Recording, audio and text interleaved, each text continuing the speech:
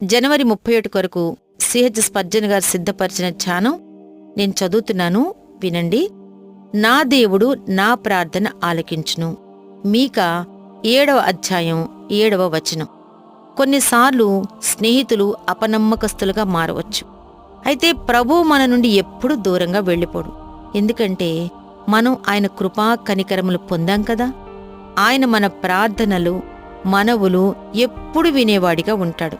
ప్రవక్త ఇలా అంటున్నాడు, స్నేహితుని యందు నమ్మిక ఉంచవద్దు, ముఖ్య స్నేహితుని నమ్ముకొనవద్దు. నీ కౌగిటిలో పండుకొనిన దాని ఎదుట నీ పెదవుల ద్వారమునకు కాపు పెట్టుము. కుమారుడు తండ్రిని నిర్లక్ష్యపెట్టుచున్నాడు, కుమార్తె తల్లిమీదికిని కోడలు అత్తమీదకును లేచెదరు. ఎవరి ఇంటివారు వారికే విరోధులగుదురు. మీకా 7వ అధ్యాయం 5-6 వచనములు.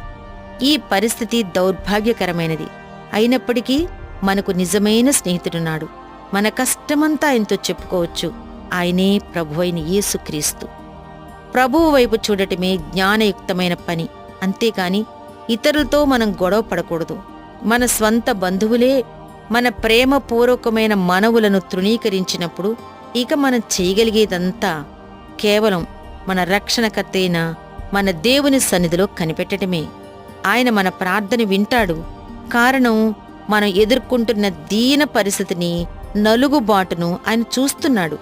అప్పుడు నా శత్రువా, నా మీద అతిశయించవద్దు అని మనం సాతానుతో చెప్పగలిగేటట్లు దేవుడు చేస్తాడు.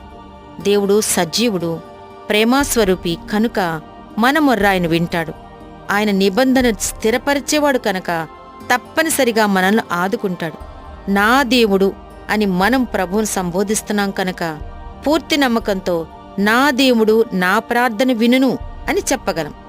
గాయపడి రక్తం కార్చున్న ఓ నా హృదయమా, నీ దుఃఖాన్ని నా దేవునిదిట కుమ్మరించు. అప్పుడు ఒక మెల్లని స్వరం వినిపిస్తుంది,